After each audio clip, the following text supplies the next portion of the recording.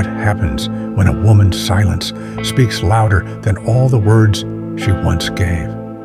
It is not the silence of absence, nor the silence of defeat. It is the silence that grows in a garden of unmet needs, watered too long by hope, and then, one day, abandoned to the sun of her own becoming. For years, she carried the soft weight of his unfinished promises. He thought her patience was endless, as though she had been carved to hold the echoes of his absence, the pauses of his half-love. But silence, when sacred, does not wait. It transforms. In Maslow language, love and belonging were the ground she once planted herself in. She gave him her roots, but he mistook them for chains.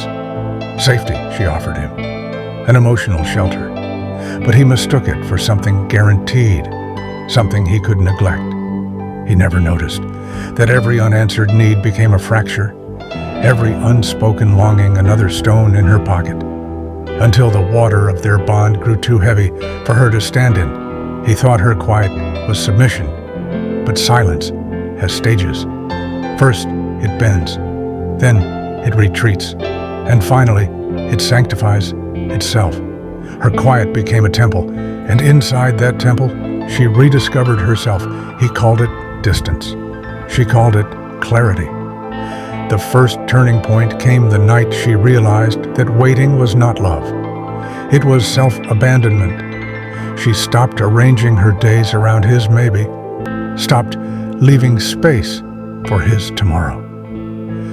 That was the hour her esteem began to breathe again, the moment her inner child unclenched its fist and whispered, "We do not wait for crumbs when we were born to eat at the table of fullness."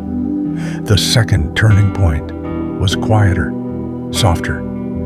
She looked into the mirror and no longer saw a woman lacking his validation, but one who had been denying her own. She remembered that Maslow's highest rung, self-actualization, was never built upon dependency, but upon a devotion to one's own becoming.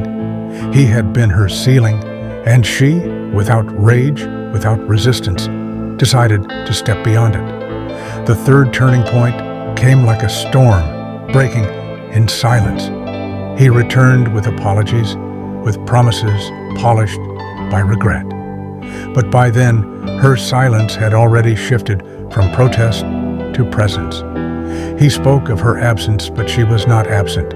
She was fully here, more than ever, but untethered from his orbit. And nothing frightens a man more than a woman who has learned how to breathe without his air. You see, silence is not an absence of sound. It is the sound of boundaries being rewritten, the echo of a heart re-entering its own body. It is the poetry of detachment, the music of dignity, the hymn of a woman who has remembered herself. To you, listening now, do you know what happens when your silence becomes sacred? The one who once drained your voice will come searching for it, but by then, your voice will no longer live in his ears. It will be singing in your chest, strong and unshakable, needing no one to translate it. And so, he lost her. Not because she was bitter, not because she sought revenge, but because she finally understood. The deepest form of love is self-trust, and the highest form of intimacy is with one's own soul. The woman who no longer waits isn't angry, she's simply full. If this message spoke to your soul, subscribe to Maslow World, where we explore the truths that free, heal, and empower. And don't forget to watch the short version of this story too, made just for you. Self-trust, touch something deep within you. Then don't just watch. Be part of the journey.